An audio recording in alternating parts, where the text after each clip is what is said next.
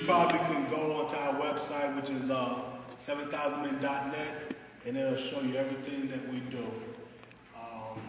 The next thing we're going to do, I'm not going to be up here. I'm finna give this to G Money. How many of y'all heard of G Money? Okay, how many of y'all heard of Archie? Okay. Okay, well, there's a reason.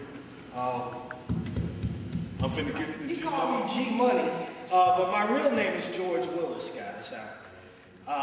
But I'm G Money because I own Club Monies on Pioneer. Y'all know what that is, right? And for the white guys that don't know what this is, it's right next to Whiskey River.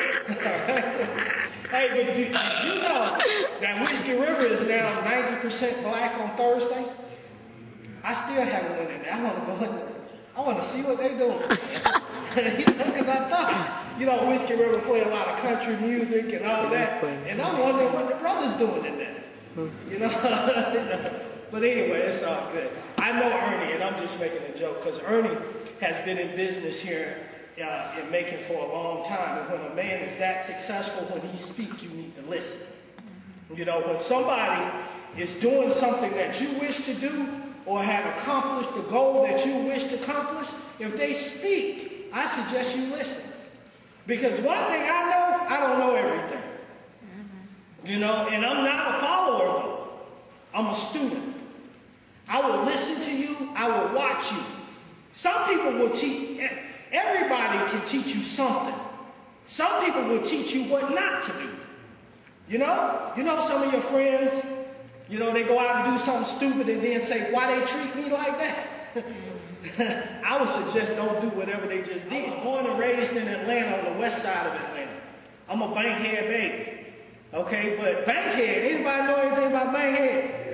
Bankhead got a lot of different areas, don't it? Woo! When coming from downtown, if you get, I grew up, I went to Douglas High School, so when you get to Hightower Road, and they done changed the name now, and you cross over on the right side of Bankhead with Bourne Homes, Hollywood Road, Hollywood Court, Perry Homes, all of that. On the left side was Crescendo Valley, Waterford Road. I lived on the left side. I grew up with Martin Luther King kids, Ralph David Abernathy, Andrew Young. I lived in the most exclusive black neighborhood in that day. But I couldn't wait to cross Bankhead. I don't know what it is about the hood that make it so attractive. I wanted to get to the hood. I remember when I was about 10 years old, I asked my dad for some money. He went out and bought me a lawnmower. He said, if you want some money, you need to earn it. So I used to cut grass in my neighborhood, and I kept money. Plus, the beer store on the corner, Sonny's, they knew me and they knew my mama. I don't know if y'all can relate to this, but back then, my mama was drinking Black Label. You ever heard of that? Yeah, they don't know that about that. And she was drinking Pale Ale.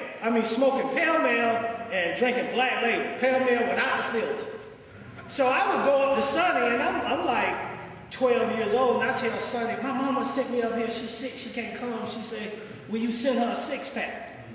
Then he would give me a 6-pack. My dad was gone a lot. My dad, he retired a few years back, had 38 years with the military, 30 years with the post office. He did 8 years active, 30 years reserve, 30 years with the post office. Command sergeant major in the Army, and he ran a house like a bank. Have you guys ever heard of Pool Creek in Plunkett Town? Yeah, who? You know where the Atlanta Hartsfield-Jackson International Airport is? It was real small back then. That area was called Plunkett Town and Pool Creek. Well, 90% of that area was my family. Also, I have to say, my great-grandfather was white. My great-grandmother was black and Cherokee Indian. So they had 17 children, and my grandmother was mixed.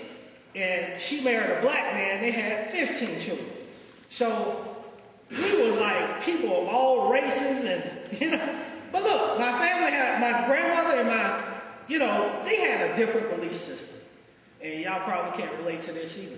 But my mom didn't believe that beer was good for worms. Y'all ever heard that before? Believe that if I drank when I was little, I wouldn't want to drink when I got older. They would get me drunk. I'm 4 years old. They get me drunk, And my cousins smoking weed, they blowing me shotgun on weed, they teaching me cuss words. They thought it was funny, they had this little bitty kid, they thought it was funny. I'm cussing and high and everything. But when I grew up stealing their money and cussing them out, they didn't think that was real fun. So by the time I was 10, I had did everything. Acid, THC, mescaline, snorted a little coke. When I was in the 6th grade, I think I was like 12, my dad busted me with a quarter pound of weed. The first time he busted me, it had a lot of seeds in it, and we had a nice house, and I told him, I said, Dad, I want to be like you, I want to plant some flowers. So he gave it back. I was like, okay, that was pretty cool. The second time he caught me, the quality was a little better, if you know what I mean. It wasn't a whole lot of seeds. And I tried to run that same game on it. He didn't believe me because I was looking so suspicious. And it was only an ounce that time. I had it in my pocket. And he took it across the street and asked the neighbor what it was. And my dad had heard of reefer. He had heard of weed. But when my neighbor said it was marijuana, he thought it was a big drug. He thought I had some heroin or something, He called the police, the fire department, everybody came.